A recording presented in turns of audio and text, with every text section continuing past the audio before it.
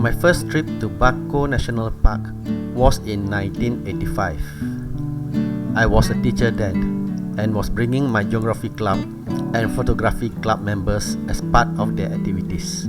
Among the more memorable incidents was monitor lizards invading and stealing food from our tents. Fast forward to 37 years later, now a senior citizen, I revisited the park, this time with my hiking group, the Evergreen Adventurers.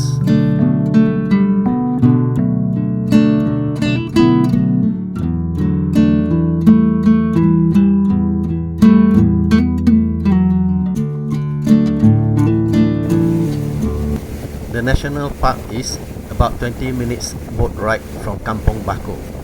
The boat ride provides beautiful sceneries, with the mysterious Mount Santubong keeping an eye on us.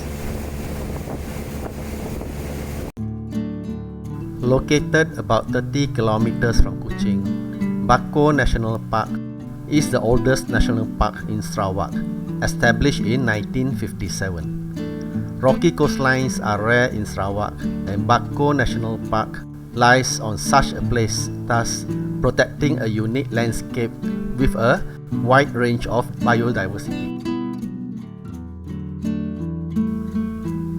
As it was low tide, the boat stopped at the beach in front of the park headquarters instead of the jetty.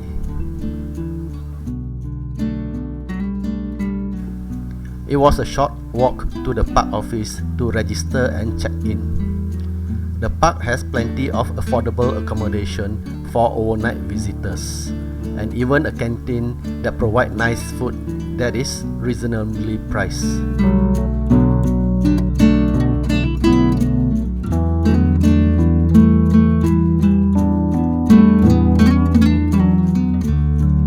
There is even a camping ground for those who want roughing it in tents.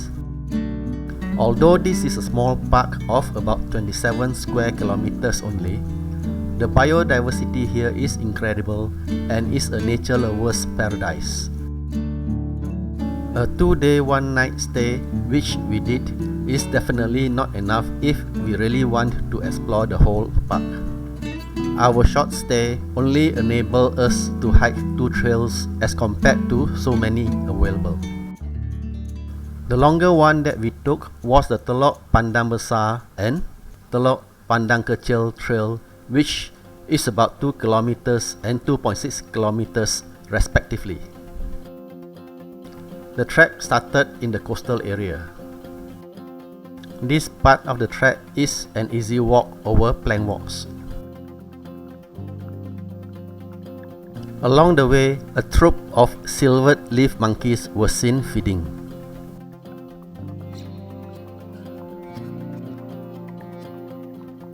Soon, the plank walk over flat land ended and the short but tough uphill climb began. Bako National Park is basically a rocky sandstone plateau between 60 to 120 meters above sea level, surrounded by a narrow strip of coastal lowland or steep cliffs meeting the sea. As such, most of the trails will involve a climb up the steep slopes or cliffs of the plateau, and upon reaching the top of the plateau, the rest of the trek involves hiking over rocky surfaces or sandy tracks until the destination is reached.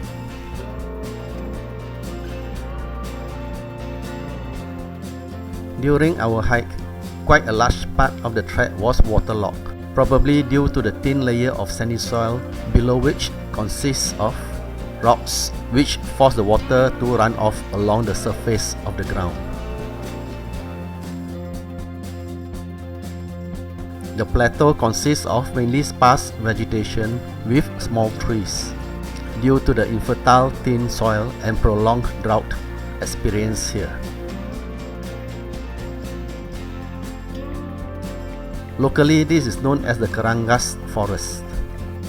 The word Kerangas is an Iban word meaning poor soil, not suitable for paddy planting. Notice the track covered by numerous roots due to the thin soil.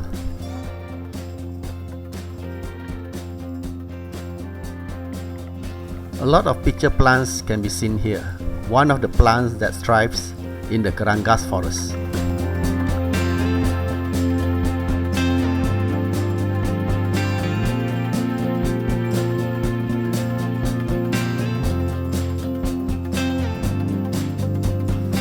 After more than an hour's hike, we reach Teluk Pandan Besar, a beautiful beach surrounded by stunning cliffs on three sides.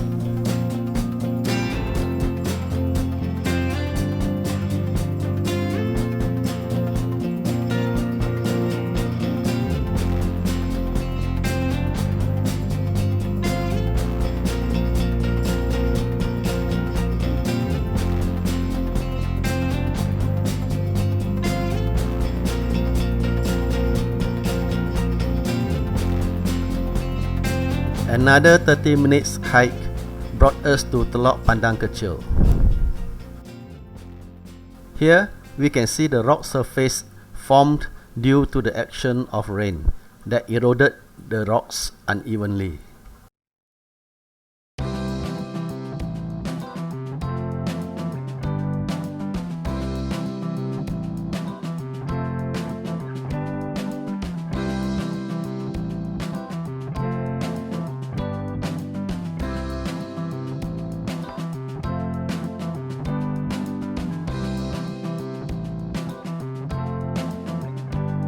There is a path to go down to the beach from here.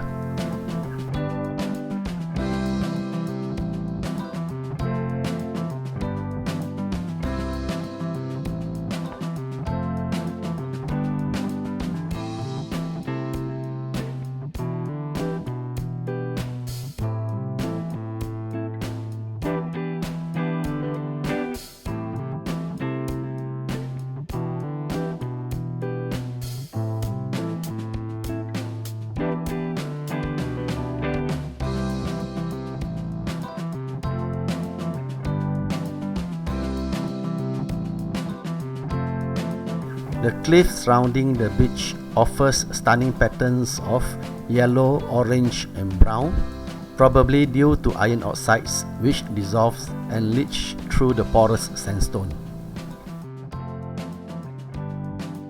Always be on the alert for thieves.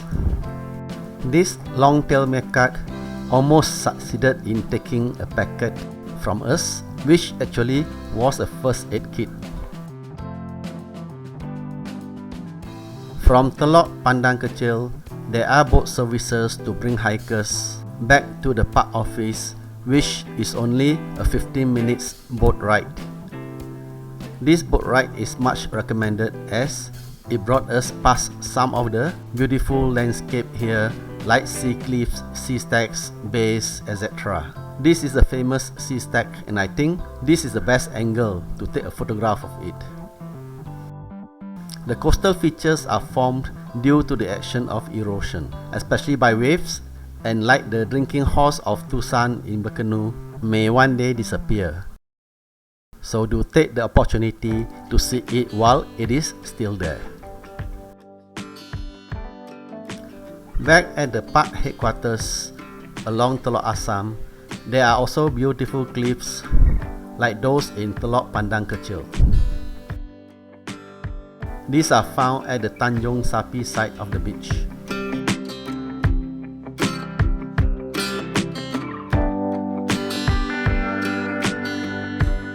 The beach here is teeming with life like these mud skippers. There were quite a lot of dead jellyfish on the beach with various shapes and patterns.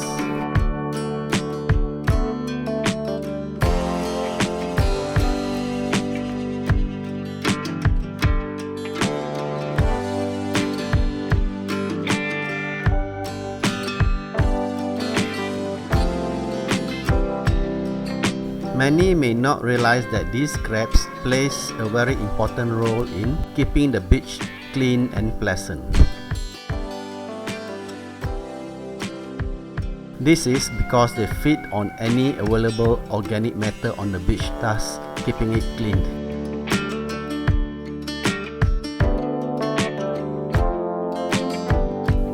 Although the sunset is blocked by Mount Santubong, The rich orangish hue is still very captivating. Another destination I managed to go to was the Ulu Assam viewpoint. The trek started with the plank walk along Lintang Trail. This stretch is about 1 kilometer long over peat swampy vegetation.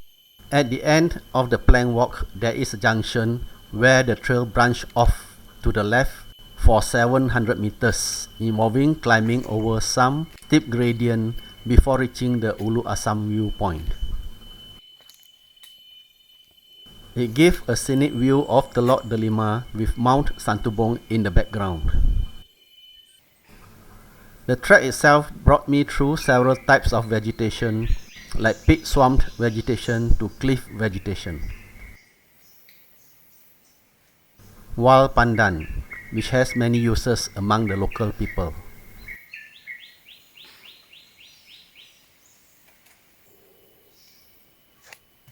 The typical dark brown color of streams found in swampy areas.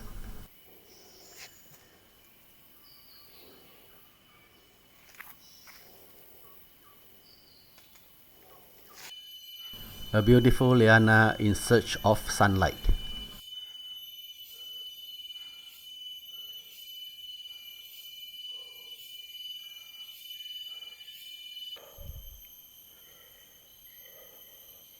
The hike is not without danger. Caution at all times is the key word here.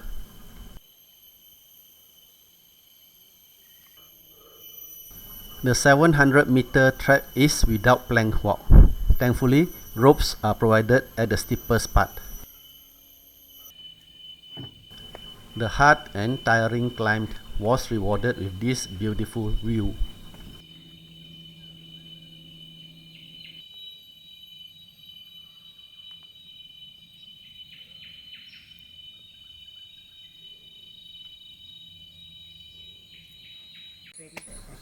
Night trail is also available in this park. Hikers interested need to register for it at 10 ringgit per person, and they will be guided by park rangers.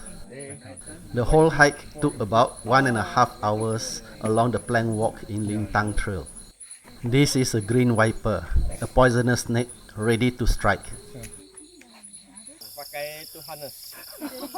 Proboscis monkeys, calling it a day high up on the trees.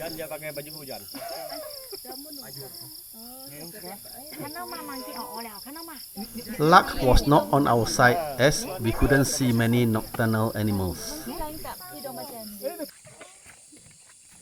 Most of the time we only managed to see insects.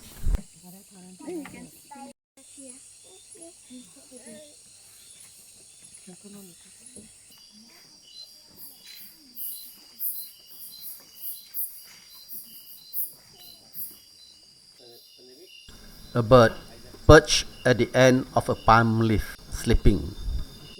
Any predators crawling up the leaf will cause the leaf to move, alerting the bird.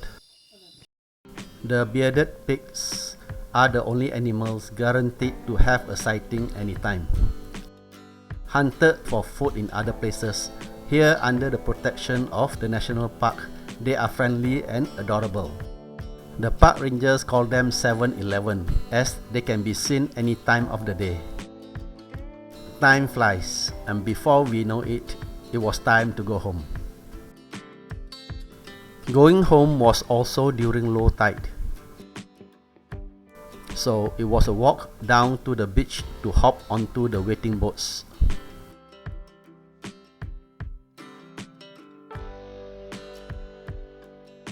In the 2 days 1 night stay, we probably covered only 10% of the park.